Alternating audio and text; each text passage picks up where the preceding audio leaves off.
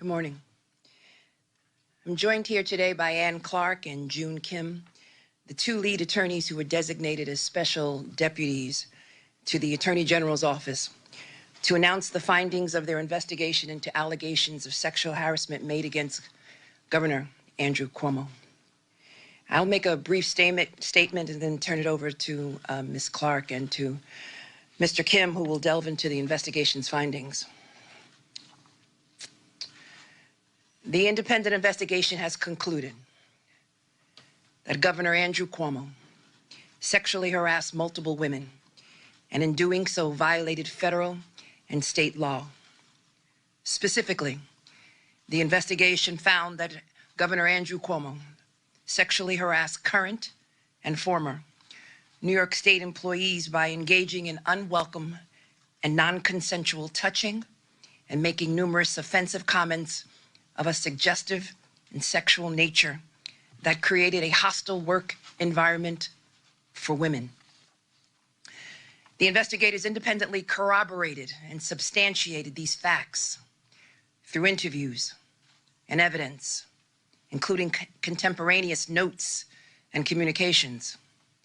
This evidence will be made available to the public along with the report. This investigation was started after a number of women publicly alleged that they had been sexually harassed by Governor Cuomo. And on March 1st of this year, the governor's office made a referral to my office pursuant to State Executive Law 63.8 regarding these allegations.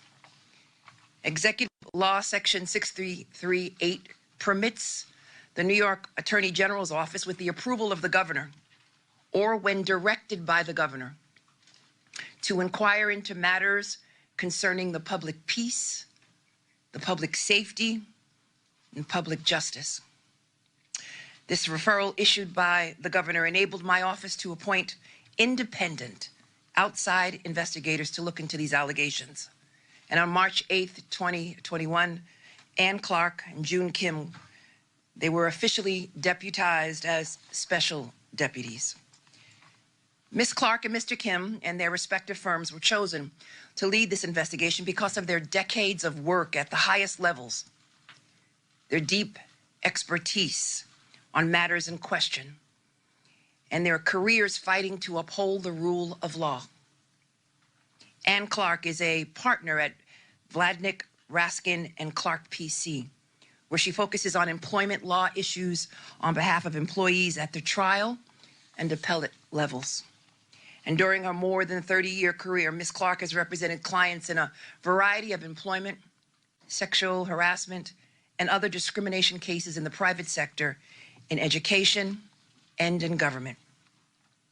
She also has deep experience with retaliation, whistleblower, breach of contract, and compensation and benefit cases. June Kim is a partner at Cleary, Gottlieb, Steen, and Hamilton, LLP. And for more than 2 decades, he has worked at the highest levels of government and in private practice. From March 2017 to January 2018, he served as the acting United States Attorney for the Southern District of New York. As the most senior federal law enforcement officer in the district, he oversaw all criminal and civil litigation conducted on behalf of the United States. Before becoming acting United States Attorney, Mr. Kim served in various leadership positions in the office, including Deputy United States Attorney, Chief of the Criminal Division, and Chief Counsel to the United States Attorney. Ms. Clark and Mr. Kim are experienced, credible, and deeply respected professionals. And together, they ensured that this investigation was both independent and thorough. Over the course of the 5-month investigation, the investigators spoke to 179 individuals, including complainants, current and former members of the executive chamber, state troopers, additional state employees, and others who interacted regularly with the governor. In addition, they reviewed more than 74,000 pieces of evidence, including documents, emails, texts, audio files, and pictures. These interviews and pieces of evidence reveal a deeply disturbing yet clear picture. Governor Cuomo sexually harassed current and former state employees in violation of both federal and state laws. The independent investigation found that Governor Cuomo sexually harassed multiple women, many of whom were young women, by engaging in unwanted groping, kisses, hugging, and by making inappropriate comments. Further, the governor and his senior team took actions to retaliate against at least one former employee for coming forward with her story, her truth. And Governor Cuomo's administration fostered a toxic workplace that enabled harassment and created a hostile work environment where staffers did not feel comfortable coming forward with complaints about sexual harassment due to a climate of fear and given the power dynamics.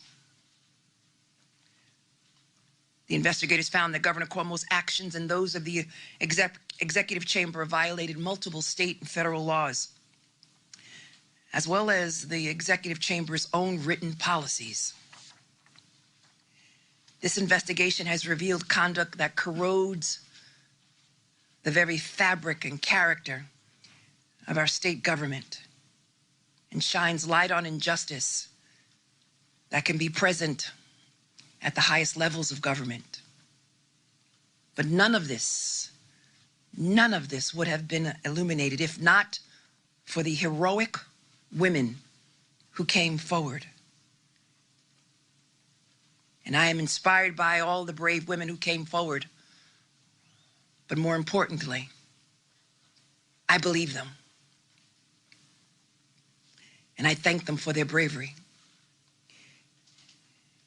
And I thank the independent investigators for their professionalism, despite the attacks, and for their dogged determination that brought us to the truth. And now we will hear from June Kim and Ann Clark, who will walk us through the report and their findings.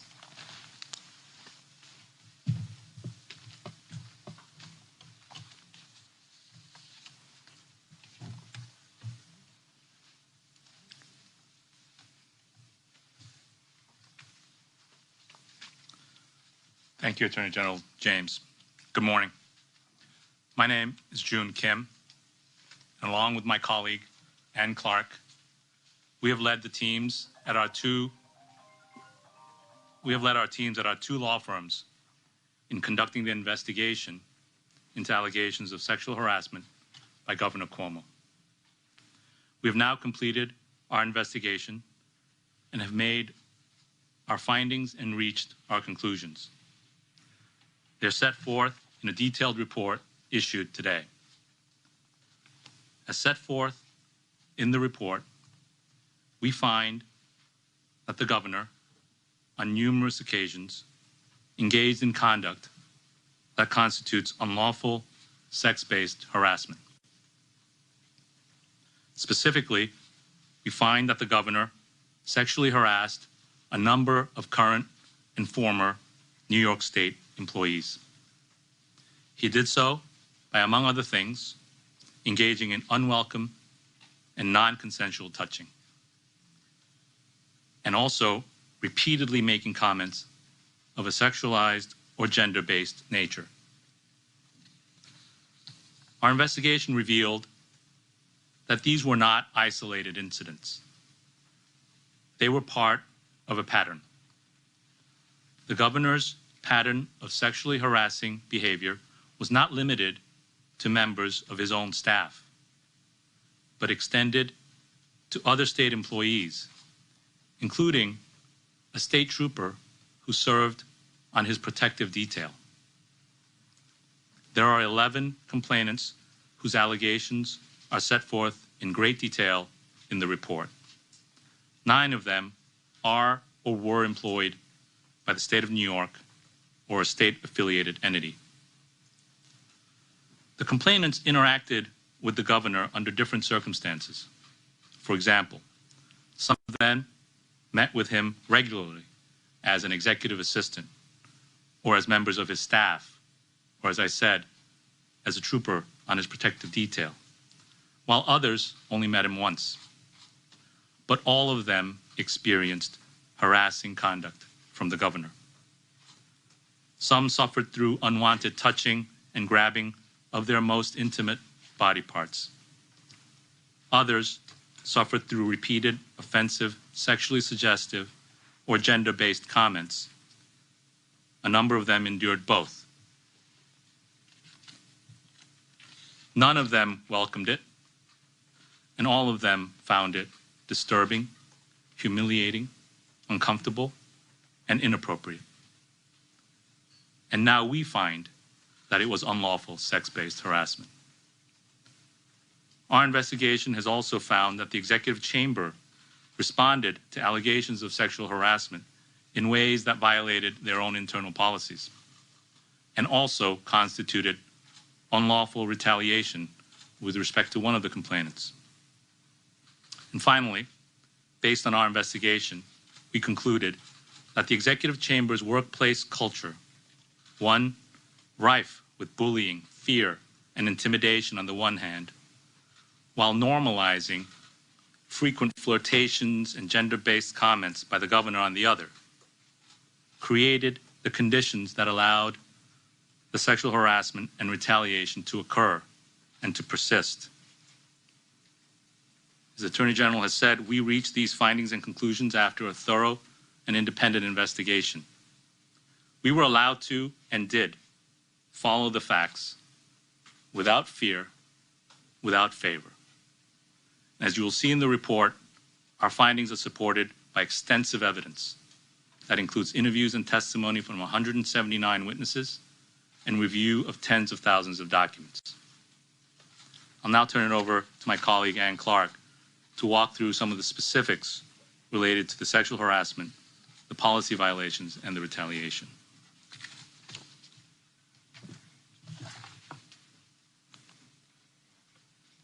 We find that the governor on many occasions engaged in sex-based harassing conduct and conversations. The most serious was the governor's unwelcome physical contact with women, including touching intimate body parts. He engaged in this conduct with state employees, including those who didn't work in the executive chamber, as well as non-employees. One current employee, who we identify as Executive Assistant Number 1, endured repeated physical violations. On November 16, 2020, in the Executive Mansion, the governor hugged Executive Assistant Number 1 and reached under her blouse to grab her breast.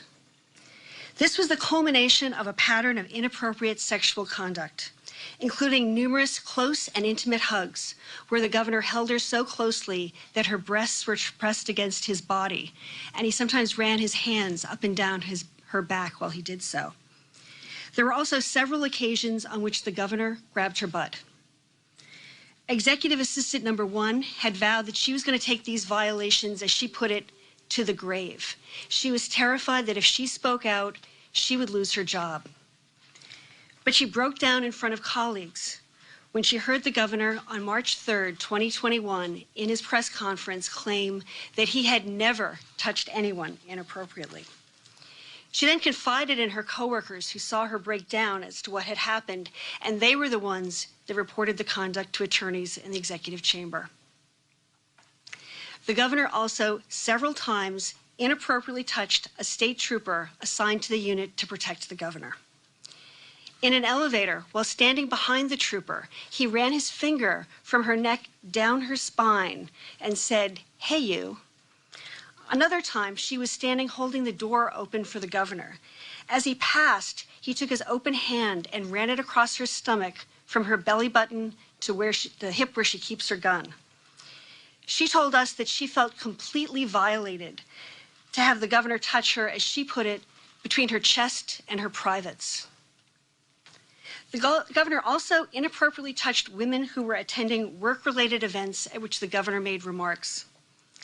At one event in September 2019, while having his picture taken with an employee of a state entity, the governor grabbed this young woman's butt. At another event in May of 2017, the governor pressed and ran his fingers across the chest of a woman while reading the name of her company, whose logo was on her chest. The governor also engaged in a widespread pattern of subjecting women to unwanted hugs and kisses and touching them in ways that made them uncomfortable. Conduct that is not just old-fashioned, affectionate behavior, as he and some of his staff members would have it, but unlawful sex-based harassment. In addition to the physical conduct, our investigation found that the governor regularly made comments to staff members and state employees that were offensive and gender-based. For example, the governor crossed the line many times when speaking with Charlotte Bennett, a briefer and executive assistant, particularly in spring of 2020. When she confided in the governor that she had been sexually assaulted in college, he asked her for the details of her assault. When talking about potential girlfriends, he said he thought he could date women as young as 22, knowing that Miss Bennett was 25 at the time. He asked her whether she had ever been with older men. He told her that he was lonely and wanted to be touched. He asked her if she was monogamous and what she thought about monogamy. He speculated on how her history as a sexual assault survivor might affect her romantic life. He told her that she looked like Daisy Duke. He suggested that she get a tattoo she was contemplating on her butt and asked her if she had any piercings anywhere other than her ears. Miss Bennett texted to a friend on the day where many of these comments were made that she was upset and confused and that she was shaking. Another example is the governor's comments to the state trooper, the same trooper he touched on the stomach and back. After the governor had become single, he asked the trooper how old she was. When she responded that she was in her late 20s, he said, "That's too old for him." He then asked her how much of an age difference he thought he could have between him and a girlfriend and have the public still accept it. She suggested it might be a good idea to stick with women at least as old as your daughters. She then tried to deflect the conversation by asking the governor what he was looking for in a girlfriend. He responded that he was looking for somebody who could handle pain. Another time, when the governor found out that the trooper was engaged, he asked her why she'd want to get married because, among other things, your sex drive goes down. As detailed in the report, employees recounted a pattern of similarly offensive comments and conversations, such as the governor repeatedly asking Executive Assistant Number 1 whether she would cheat on her husband, saying to her, "If you were single, the things I would do to you," telling her that she looked great for her age, which was early 30s, and for a mother, calling her and coworker Alyssa McGrath mingle mamas, comparing Lindsay Boylan to a more attractive version of one of his ex-girlfriends and to actresses. Women also described to us having the governor seek them out, stare intently at them, look them up and down, or gaze at their chest or butt. In sum, the governor routinely interacted with women in ways that focused on their gender, sometimes in explicitly sexualized manner, in ways that women found deeply humiliating and offensive. Both federal and state law prohibit gender-based harassment in the workplace. In fact, the governor himself, in August of 2019, passed a law that eliminated in New York State the requirement that harassing conduct needed to be severe or pervasive. In New York, a woman need only show that she was treated less well, at least in part, because of her gender. The governor's conduct, detailed in the report, clearly meets and far exceeds this standard.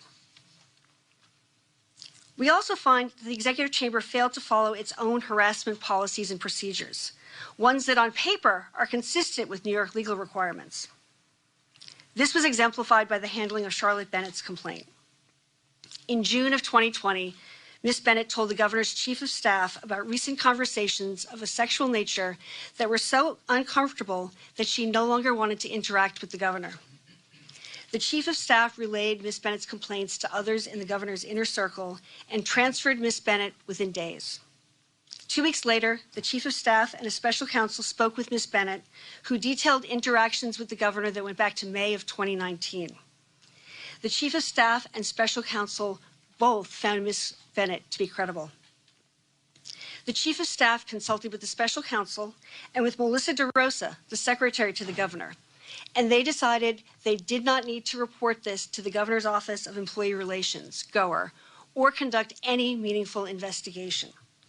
They simply moved Ms. Bennett and instituted a policy of not having a junior staffer be alone with the governor. And even that, they said, was to protect the governor. That response, we find, was a violation of the Executive Chamber's harassment policy, which clearly requires that all possible harassment be reported to GOER and investigated. Now, 6 months later, in December of 2020, when Lindsay Boylan tweeted that she had been sexually harassed by the governor, the Executive Chamber once again failed to report the issue to GOER. Although Ms. DeRosa, the special counsel, and certain other advisors knew about the allegations that Charlotte Bennett had made that the special counsel had found credible, no one treated Ms. Boylan's allegations seriously other than as a threat to the governor. Rather than any effort to determine if the governor had engaged in a pattern of sexually harassing behavior, a team of senior staffers, former staffers, and outside confidants with no official title or role mobilized to attack and try to neutralize Ms. Boylan by sharing disparaging information with the press. Within hours of Ms. Boylan's December 13th, 2020 tweet alleging sexual harassment, key members of the governor's inner circle had obtained confidential memos, ones that were stamped attorney-client privileged. They were primarily about an interaction between Ms. Boylan and an assistant. They then redacted the names of individuals other than Ms. Boylan and started sending the memos to reporters. There was also a proposed letter or op-ed drafted by the governor that went through several drafts. The letter attacked Ms. Boylan for alleged conduct at work, for alleged conduct with men other than the governor, as well as postulating various political conspiracies, including that Ms. Boylan was funded by far-right Republicans and supporters of Donald Trump. Although the letter was never published, it was sent or read to a variety of people outside the executive chamber, either to get their advice or ask them to sign their names to it, and shared ultimately with at least one member of the press. The governor was arguing for the release of that letter. He was finally convinced to abandon it by a number of people who thought the letter was a bad idea, in part because what was in the letter couldn't be substantiated and because they thought that victim shaming would be bad as a strategy. Both federal and state law prohibit an employer from taking any action that would dissuade a reasonable employee or former employee from making or supporting a charge of discrimination. Under that standard, the confidential release of internal records to the press and the dissemination of the letter disparaging Ms. Boylan constituted unlawful retaliation. I will now turn it back to Mr. Kim to say a few words about our findings with respect to the workplace culture within the executive chamber. Thank you, Ms. Clark. As set forth in our report, we find that the culture within the executive chamber contributed to the conditions that allowed the governor's sexually harassing conduct to occur and to persist. The culture also informed the way in which the executive chamber responded to allegations of sexual harassment, as Ms. Clark has described, through violations of their own policies and through unlawful retaliation.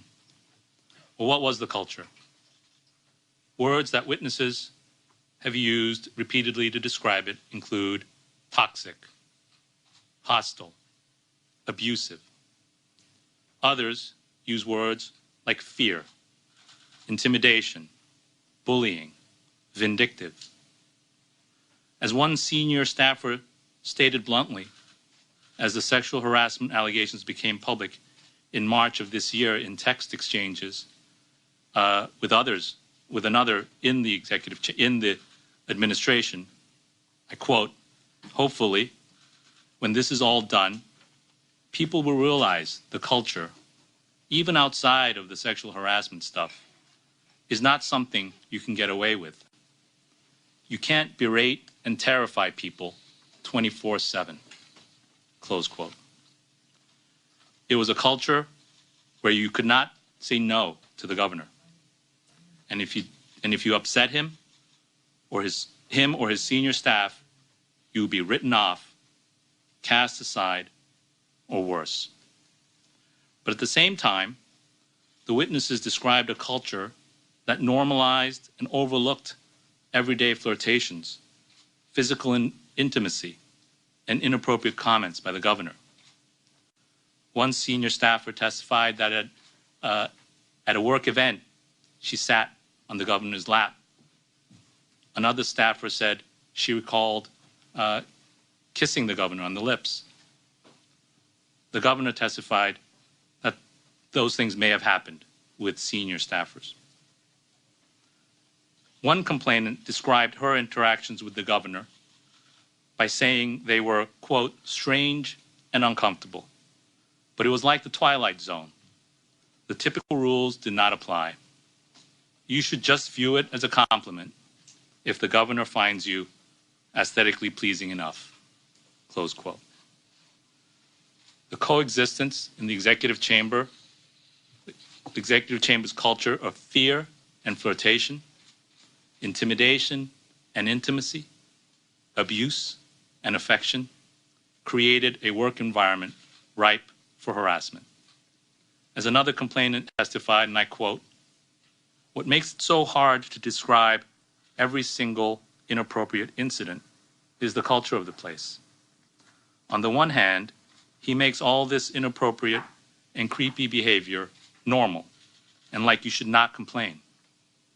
On the other hand, you see people getting punished and screamed at if you do anything where you disagree with him or his top aides. I really just wanted to go to work and be recognized for my work and nothing else," close quote. Charlotte Bennett, the complainant Ms. Clark mentioned, who was transferred after she reported inappropriate comments by the governor to senior staff, summarized her experience in a text message as follows, quote, "The verbal abuse, intimidation, and living in constant fear were all horribly toxic, dehumanizing, and traumatizing. And then he came on to me. I was scared to imagine what would happen if I rejected him. So I disappeared instead. My time in public service ended because he was bored and lonely. It still breaks my heart." That's a quote from a text that Ms. Bennett wrote. This culture made it all the more difficult, if not impossible, for complainants to report the harassment from which they were suffering, particularly when the harasser was the governor of the state of New York. But one by one courageous woman after another stepped forward. They stepped forward to say, enough is enough. They came forward in our investigation to tell us about their experiences, the harassment they suffered at the hands of the governor. In our report, we've used their words, and their words, so long silenced, speak loudly for themselves. These brave women stepped forward to speak truth to power.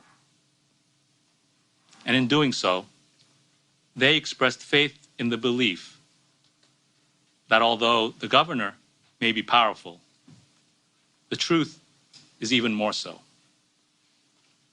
This is what lies at the heart of our investigation and the findings in our report.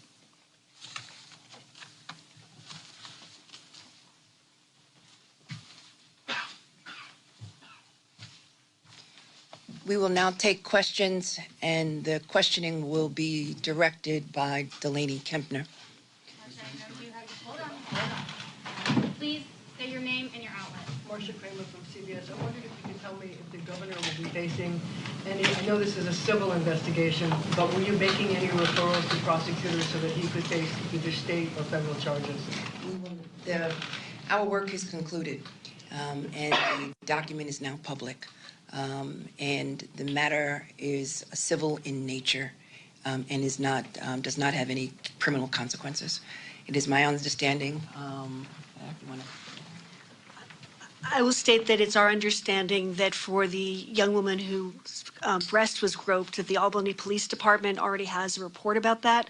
As for anything else, as the Attorney General stated, all the information is fully documented in the report, and any prosecutors or police departments can look at the evidence and determine if they want to take further action. Josefa? Hi, Josefa Velasquez, the city.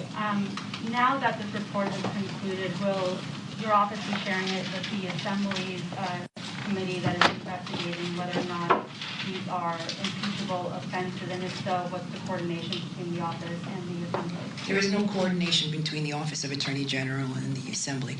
The document is now public and will be distributed to members of the Assembly as well as the leadership. Ms. James, can the governor Can you be... introduce yourself? Oh, Bernadette Hogan from the New York Post. Can the governor be sued in any way? Is there a statute of limitations, or are there any penalties specifically tied to this report? I know Ms. Clark. Sure. There's no penalty specifically tied to this report. The women can decide, some of the women can decide themselves if they want to bring a civil action. The statute of limitations is generally 3 years under one federal statute and the state law, and a little bit shorter under another federal statute, although for hostile work environments, as long as one act occurs within the statute of limitations, one can go back to cover the entire hostile work environment. And in regards to the violation against the executive chamber's own policy, what kind of violations could be? I can't think of a specific law that would violate, but that certainly is taken into account in determining liability for sexual harassment. Dave Owens from Channel 7. Ms. James, can I ask you, do you think the governor, given the devastating nature of this report, and I get what you're saying about it's up to local prosecutors if they want to move forward on this, but do you think that this would all be wrapped up well if you would resign, leave? That decision ultimately is up to the governor of the state of New York. The report speaks for itself. And right now I think we should all be focused on the courageous and bravery of the women who came forward. And all of us should be focused on keeping women safe, believing women, and allowing women to speak their truth. And that's exactly what this document does. Andrew Seb from WNBC. You mentioned in your opening remarks today defending the credentials of your investigators today. Were you personally bothered by the governor's own remarks in the past week or so that you could just Google their backgrounds and draw your own conclusion that this is a politically motivated investigation? There were attempts to undermine and to politicize this investigation. And there were attacks on me as well as members of the team, which I find offensive. And our focus, again, should be on the bravery and the courage of these 11 women and of the others who came forward. These allegations were substantiated. They were corroborated. And the team before you, Ms. Clark and Mr. Kim, are professionals who are widely respected, not only in New York, but all across this nation. And I support their work, will defend their work, and I believe these women. Zach? Zach Fink from New York One. You mentioned that it corroborated a lot of what the witness testimony was who you spoke with during the investigation. When you interviewed Governor Cuomo, did he admit to or deny the majority of what was said here? There was a combination. There are some incidents that he admitted to but had a different interpretation of. And there were other things that he denied or said he didn't recall.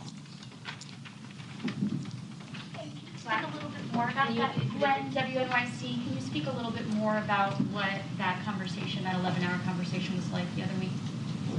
I can't recount all 11 hours of it. As I said, there were certain things like he admitted that he asked Ms. Bennett whether she had been involved with older men.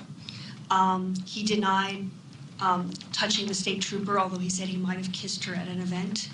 And there were certain things that he turned around and said that, for example, the executive assistant number 1, that he did hug her repeatedly, but claimed she was the one who initiated the hugs. So it was a mixture of admitting to certain things, but putting a different spin on them and denying others. It's all outlined in the report. Shimon Prokopetz from CNN. So what are the next steps here? You have this report, obviously a lot of devastating information in it. A lot of people are going to ask, okay, so what happens next? And you're not referring it for criminal charges. What are the next steps that you would like to see, perhaps maybe the assembly take or someone else take to have some other kind of punishment or something else here? Because right now it just seems like you have this report and it's out there, and what would be the next steps? We were tasked with the responsibility of engaging in an investigation, and we have concluded our investigation, and our work is done. And so as it relates to next steps, that's entirely up to the governor and or the assembly and the general public. But the work of the Office of the Attorney General and these special deputies has concluded. Do you think the governor should run for re-election? That's a political question. The work of the Office of the Attorney General is done. Okay, we're going to take 2 more questions in here, and then we're going to go virtual. Hi, Dana Rubenstein from the New York Times. This is a little bit of a hypothetical, but if an individual with a history of running a workplace like this were running for governor, would you consider that person fit to serve as the leader of New York State? I don't engage in speculation, Dana. The report speaks for itself. They substantiated and corroborated the allegations and have issued findings that, in fact, the governor violated state and federal laws. Okay, this is the last one here, and then we're going to go virtual. Adam Reese, NBC News.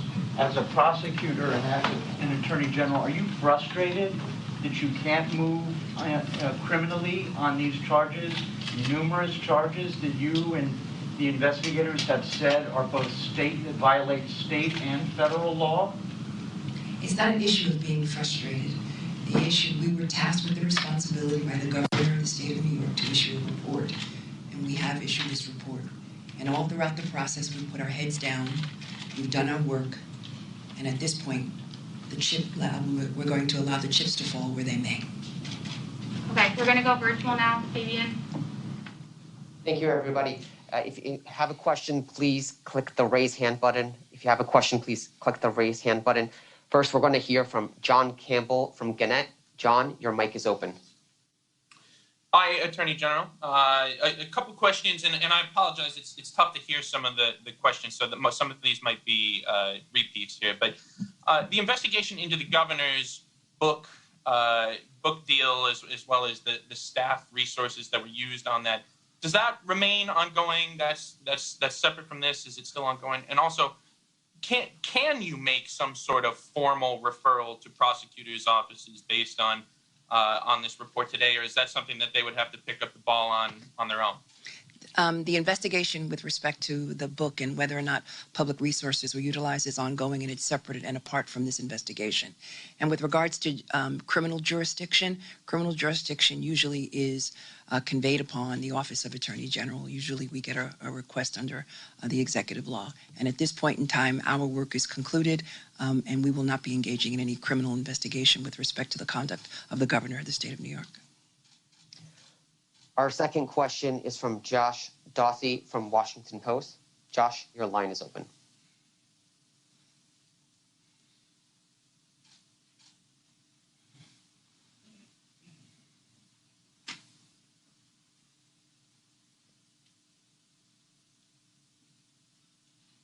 Josh, you have to unmute your line.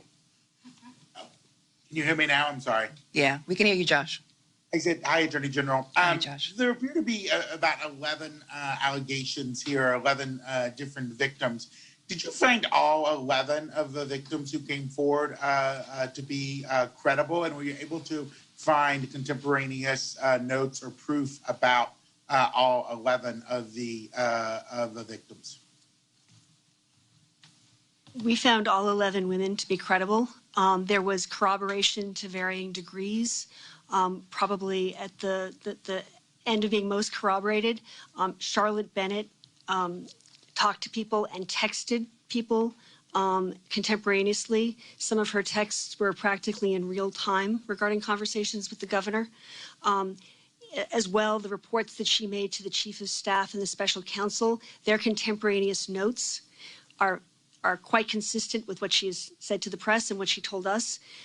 The state trooper, the touching incidents, the one where he touched her stomach was witnessed by another state trooper who confirmed it to us. The kiss, the governor kissed her once, that was confirmed to us by another state trooper. And there were other incidents where she told people at the time. Other people that we spoke to did tell people at the time, and we confirmed with the people they spoke with, or had written documentation, either text messages or emails, in which they recounted things contemporaneously. So things when you see the report, everything is documented. Things were very well corroborated. Our next question is from Emma Kinnery from Bloomberg News. Emma, your line is open. Hello, thank you. I was wondering, you said that your work is done, but there's still a criminal matter in place. What will happen from there? So I cannot speculate as to what will happen from external agencies and or external legislative bodies. That is entirely up to them. But as far as the Office of Attorney General is concerned, our office and our investigation has concluded. We will be issuing this report along with evidence to the general public. Our next question is from Brian Tarnelli from the New York Law Journal. Yes, can you hear me okay? Yes. So I know that there was mention of a report to the Albany Police Department regarding the groping incident. Can you specify if that was made by the executive chamber, or has the victim herself stepped forward and given a report to the Albany Police Department? It's our understanding that the report was made by the executive chamber.